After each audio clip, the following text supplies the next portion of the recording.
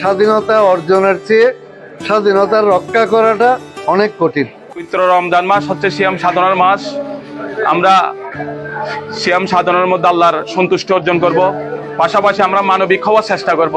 মহান রব্বুল আলামিন দীর্ঘদিন পরে বাংলাদেশের মানুষের ভোটের অধিকার ফিরিয়ে দিয়ে বিএনপিকে একটি সরকার গঠন করার তৌফিক দিয়েছেন।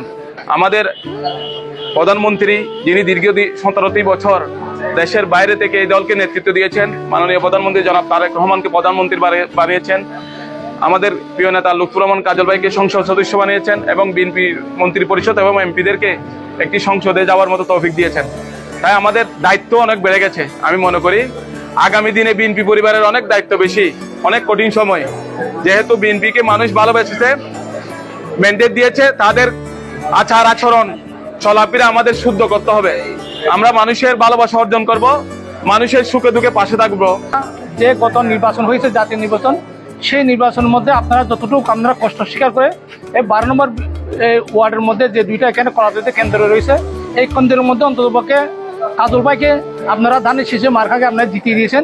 সেজন্য আপনাদের প্রতি ধন্যবাদ জানাচ্ছি এবং আপনাদের প্রতি কৃতজ্ঞতা জানাচ্ছি। আপনাদের সামনে যে সময় আছে সে বিএনপির মধ্যে আরও সচ্ছল হওয়ার জন্য, বিএনপিকে আরও সুসংগঠিত হওয়ার জন্য এবং আরও পরস্পরের মধ্যে যে কাদা ছুটাছুটি এগুলি ভুলে গিয়ে বিএনপিকে নতুন বিএনপি সাজানোর জন্য দিয়ার হাতকে আরো শক্তিশালী করার জন্য উদাত্ত আহ্বান জানাই। স্বাধীনতা অর্জনের চেয়ে স্বাধীনতা রক্ষা করাটা অনেক কঠিন।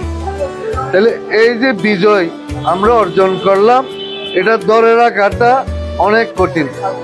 এই বিজয়ে যেন কোনো কালিমা লেপন করা না হয়, কলঙ্কিত যেন না হয়, সেভাবে আমাদের সবাইকে সাবধান থাকতে হবে।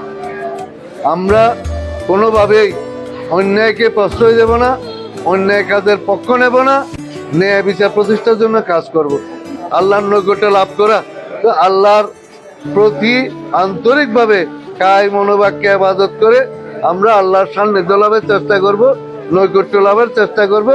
সাথে দুনিয়াবি কাজকর্ম যেগুলো জায়েজ আছে আমাদের জন্য, সেগুলাতে আমরা যেন তরক্কি লাভ করি, উন্নতি লাভ করি, সেভাবে আমরা কাজ করে যাব। সবার দীর্ঘায়ু কামনা করে, সুস্বাস্থ্য কামনা করে আমি আজকের আয়োজকদের ধন্যবাদ দিয়ে